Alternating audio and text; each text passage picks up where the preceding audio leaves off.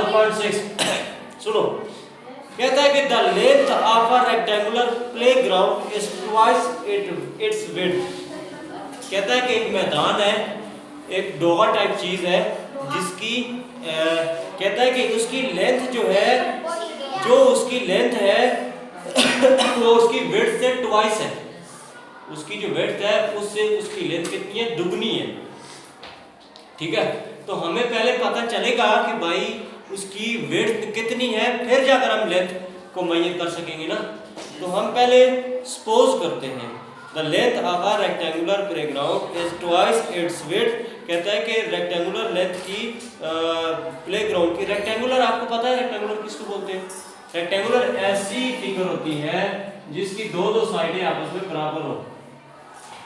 ये आमने सामने वाली और ये आमने सामने वाली साइडें आपस में बराबर हो। जिस तरह ये बुक होगी, इसकी ये दोनों साइडें बराबर होंगी, ये दोनों साइडें। इस तरह अगर कोई भी ग्राउंड वगैरह होता है तो उसका देखना, आप देखते हो वो वाला कोना ये वाला कोना बराबर होते हैं और ये चौड़ाई में जो है वो कोने आपस में लंबाई में बराबर होते हैं। ठीक है, तो कहता है कि इसी तरह एक ऐसा ग्राउंड है प्लेग्राउंड जिसकी लेंथ क्या है? उसकी विड्थ से दुगनी है। The length of a rectangular playground is twice its width, the parameter is 30, find its dimension. हम सपोज करते हैं कि उसकी विड्थ कितनी है? Suppose width is x। ठीक है, तो उसकी जो लेंथ कह रहा है कि वो उससे दुगनी है। तो दुगनी का मतलब ये है 2 गुना ज्यादा है। मसला हम कहते हैं जी 2 है तो 2 उससे 2 गुना ज्यादा होगी तो वो 4 होगी। तो 4 कैसे बनी? 2 को 2 से हमने मल्टीप्लाई कर दिया। सेम इसी तरह अब ये अगर विड्थ है तो उसकी लेंथ फिर कितनी हो जाएगी?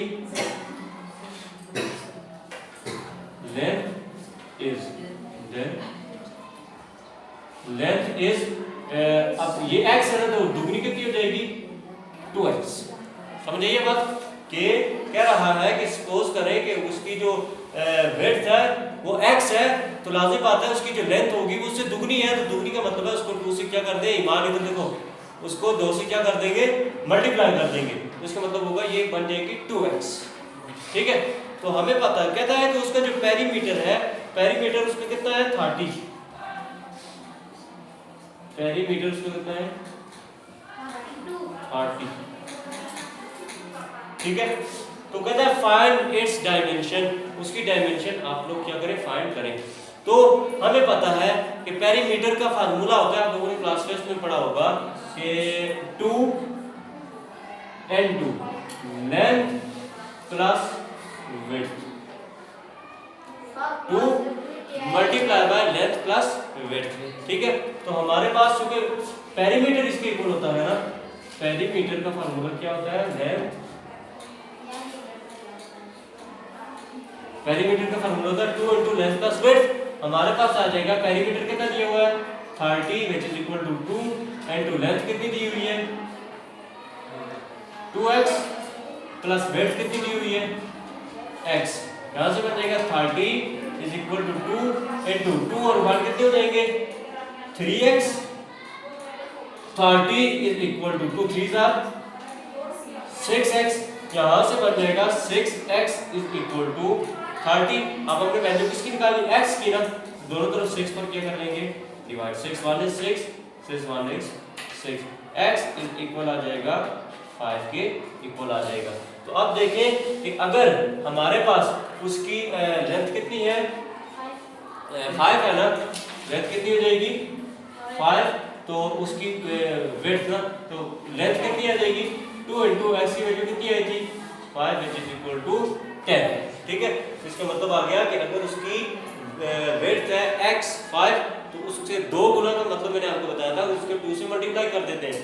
2 को 5 से मल्टीप्लाई करेंगे क्या आ जाएगा? 10। अगर हम इसकी पड़ताल वेरिफिकेशन करना चाहें, क्या करना चाहिए? वेरिफिकेशन करना चाहिए, मतलब आया कि हमारा क्वेश्चन ठीक है कि नहीं है, तो क्या बन जाएगी? देखो हमने ये जो फार्मूला लिखा था ये पेरीमीटर का, पेरीमीटर था हमारे पास 30 which is equal to 2 into length किसकी इक्वल थी? 2x की ना, 2 into x की क्या वैल्यू आई? 5 प्लस फिर x की क्या वैल्यू क्या आई? 5। यहाँ से आ जाएगा 30 is equal to 2 into 2 5 are 10 plus 5 30 is equal to 2 and 2 10 plus 5 कितना होता है 15। तो 30 इज इक्वल टू 2 को 15 से मल्टीप्लाई करेंगे तो 30 आ जाएगा। तो इसका मतलब है हमारा आंसर बिल्कुल एग्जैक्ट है, क्योंकि हमने जब वेरिफिकेशन की तो वाकई जो उसने पेरीमीटर बताया था उसके इक्वल आई है हमारी लेंथ और विड्थ। तो ठीक है, समझिए बात।